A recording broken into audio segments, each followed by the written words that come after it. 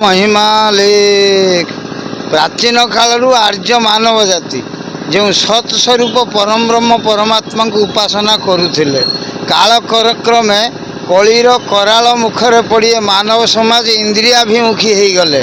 ब्रह्म उपासनार पद्धति बा आर्य संस्कृतिर मूल तत्व को जो हजिगला यही मानव जाति मध्य कहीं कहीं ज्ञानी सन्थ धर्मात्मा से एक परमेश्वर को प्रार्थना कले, हे प्रभु सत्य धर्मर पुनर्स्थापन करा जाऊ।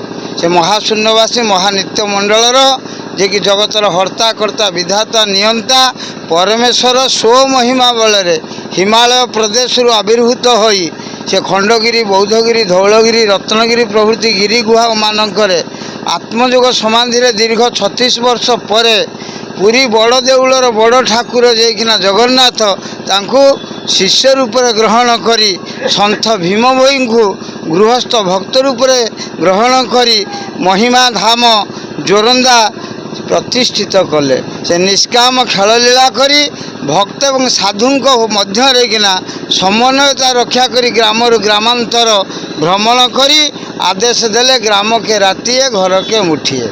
यह महिमा धर्म ब्रह्म उपासनार पद्धति रात्रि भोजन निषेध प्रातः स्नान उदय अस्त शरण दर्शन यह मुख्य हूँ धर्मर एक ब्रह्म व्यतीत ये अन्य क्या मानती ना।